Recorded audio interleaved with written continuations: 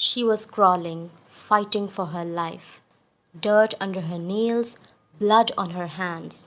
The tunnel around her was pitch dark and getting tighter, like it wanted to swallow her whole. Behind her, footsteps, slow, heavy, and getting closer. She didn't look back. Her heart was beating. Then, a break in the darkness. Light. She clawed her way out, dragging herself into the cold night air. But there was no safety, no relief. He was there. The mask, twisted, clown like, frozen in a smile. She tried to run. The axe came down hard. And just like that, silence. But something was off. This didn't feel like the first time she had died. This felt like the latest.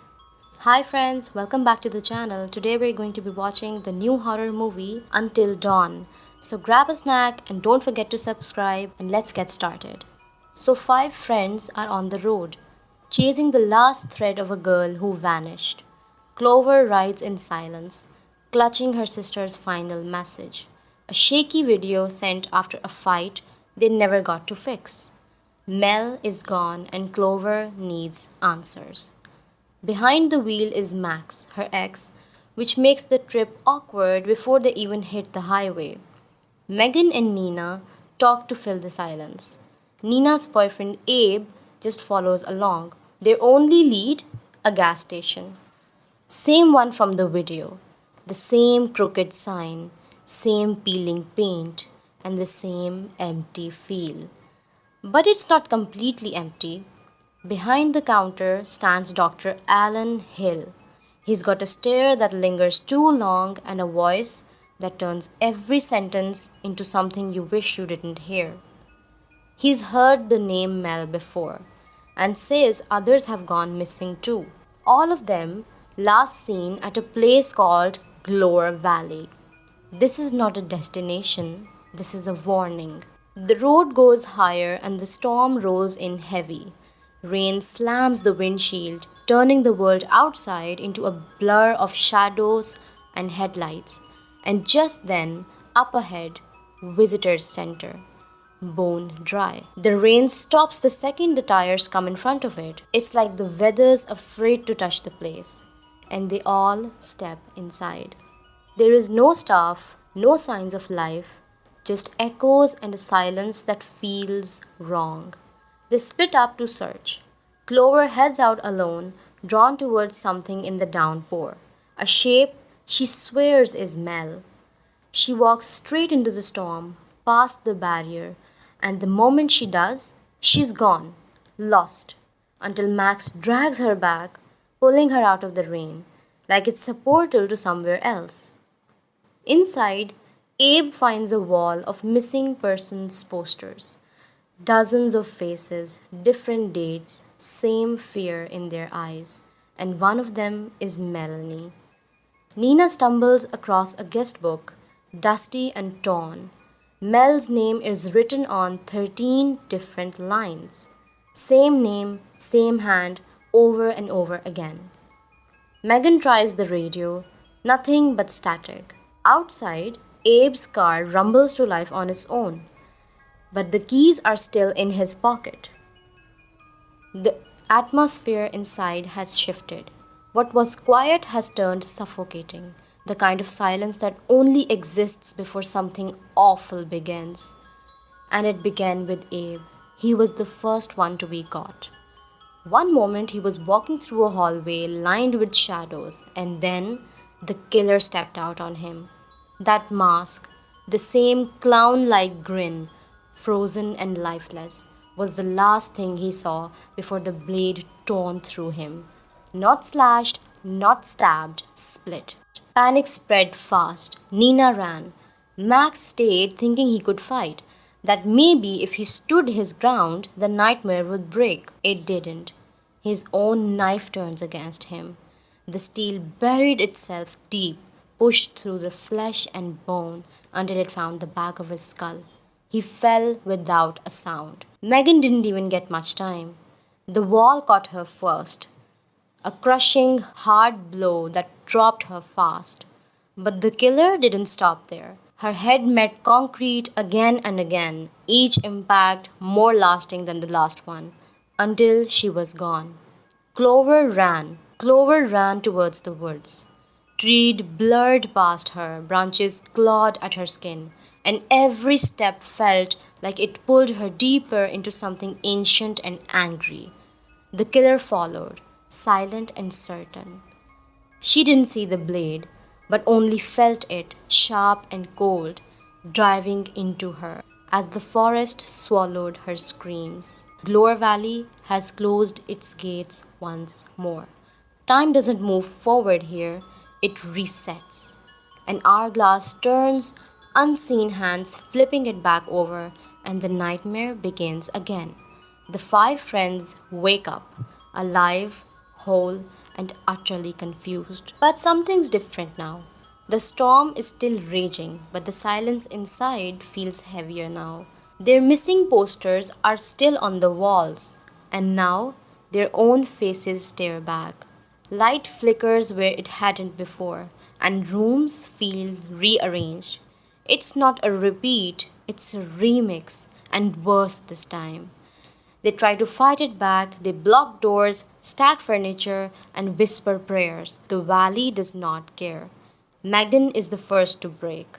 Her body begins to twist, bones bending the wrong way, eyes rolling back, fingers clawing at the floor as something ancient takes hold of her. When it ends, she's no longer Megan, just a vessel that's been used and broken.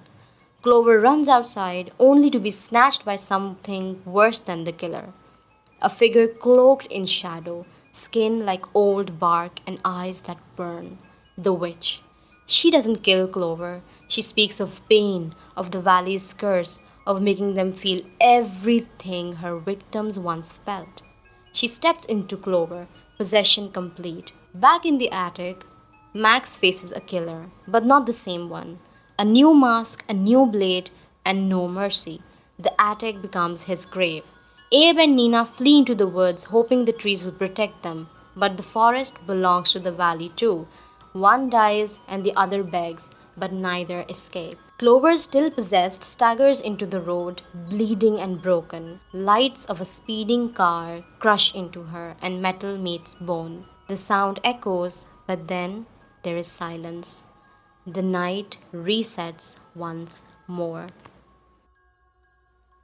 Now no one remembers how it happened. This time they're all together again inside a quiet bathroom. The mirrors are cracked and the air feels still. There's no blood yet, no bodies, just five exhausted souls staring at their own reflections, wondering if they'll survive longer this time. They see the sink. Clear water runs from the tap. It feels like a gift. They drink, desperate to feel human again. But Galore Valley doesn't do mercy. Abe is the first to falter this time. A sharp jolt runs through his chest, and his breath catches like he's choking on air. He trembles, twitches, then without warning, he ruptures. One moment he's there, and the next he's painted across the walls. No one moves, no one breathes. Nina turns to run, but her screams dies in her throat as Megan drops to her knees. Her body convulses and she starts to fold. Joints cracking backwards, limbs twisting at all the unnatural angles. Her arms bend like paper, her spine curves until it snaps. She breaks slowly. Max backs away, whispering prayers. The light overhead flickers once, then dies, and in that second of darkness, he's gone.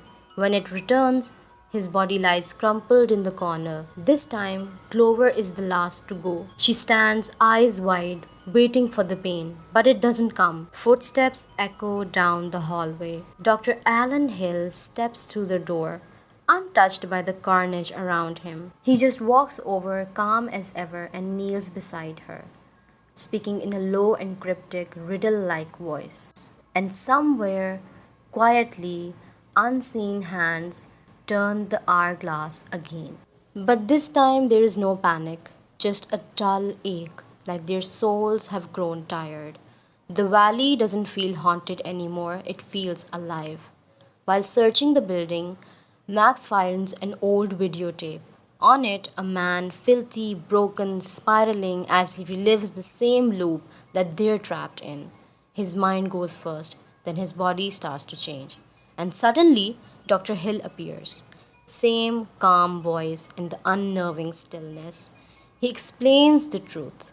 Years ago, miners dug too deep beneath the Glore Valley and they hit something ancient. Over 1100 died in that disaster, and something down there didn't stay buried.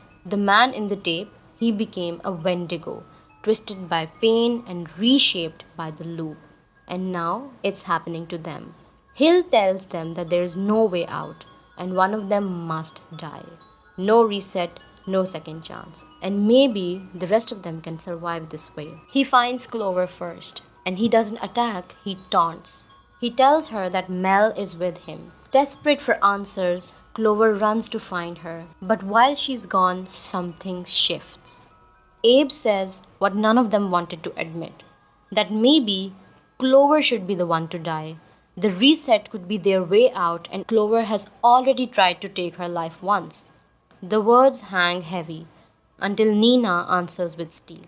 She impales Abe without hesitation, buying Max and Megan a chance to run. The clown mask killer returns and ends them both. Nina and Abe, blood in the dirt like it was always meant to be. In the woods, the last three run: Max, Megan, and Clover. But something is waiting: the Wendigos. Monstrous, hungry, and too fast. Megan is the first one to go. Ripped into the trees, her screams swallowed. Clover and Max stumble through the dark, and when they see Melanie, she isn't human anymore.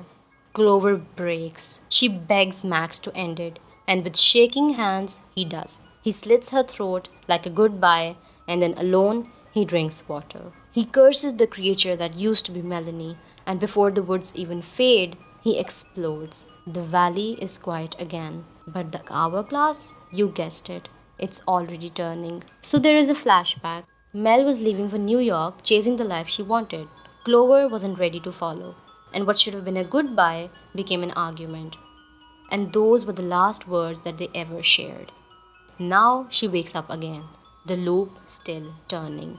Megan is gone, but the others are with her: Max, Nina, and Abe. Their bodies changing, slower than the last group, but still it's happening. Their skin, their eyes, the Wendigo rot is crawling in. And then a clue. On their phones, a video. Megan, still alive, survived the last reset and follows Hill into his office. Clover doesn't cry, she doesn't scream. She just stands, and then the words that finally feel like a promise: this ends tonight. They follow Megan's trail into the valley, the sanatorium, cold, rotting, echoing with streams. Hill's office wails at the end of the path, and so do the Wendigos. They strike hard. Max, Abe, and Nina hold them off, blades crashing and breaths ragged. But Clover charges ahead. She has more than one demon to face. Melanie, now twisted beyond recognition, lunges at her, howling. Clover doesn't run. She fights. When the moment comes, she impales her, not out of rage, but out of mercy. Then she finds Megan locked in a room, cornered by another snarling Wendigo, and beside it, Hill, calm and smiling. He tells Clover everything. He's not cursed, he's curious. He's been running experiments, tailoring the horrors of the valley into fears of every stole who stumbles in, and watching what breaks first, the body or the mind. While he talks, she acts. She slips his coffee mug beneath the pipe. Drips of cursed water fall inside. He doesn't notice. He's too egoistic, but not until it's too late. He drinks. His smile fades, and he lunges. But it's already begun.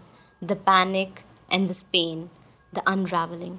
His body bursts open, and blood paints the walls. She doesn't flinch. Hill is gone, and maybe, just maybe, the loop is too.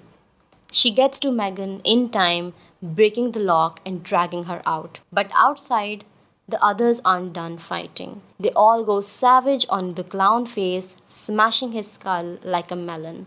And then there is silence. Together, the five of them crawl back into the tunnel of hell where they came from, and for the first time, they see sunlight. They climb into Abe's car, bloodied, broken, but breathing. No one speaks, there's nothing left to say. They are not okay, not even close. And in a place like that, that's more than anyone ever does. So, in the credits scene, back in Hill's office, the monitors flicker to life one last time. Grainy footage, a snowy road. A van pulls up to a remote cabin. The doors open, and the new footsteps echo in the dark. The loop never ended, it just found new players.